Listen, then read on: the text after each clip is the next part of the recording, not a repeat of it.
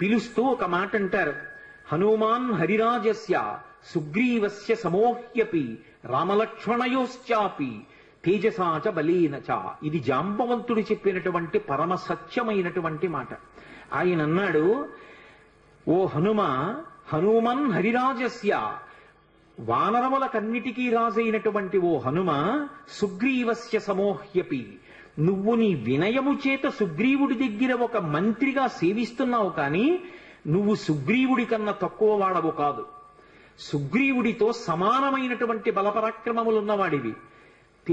అది రామలక్ష్మణయోశ్చాపి, రామలక్ష్మణులు ఇద్దరూ ఎంతటి తేజోవంతులు బలవంతులో నీవు కూడా అంతటి వాడవే.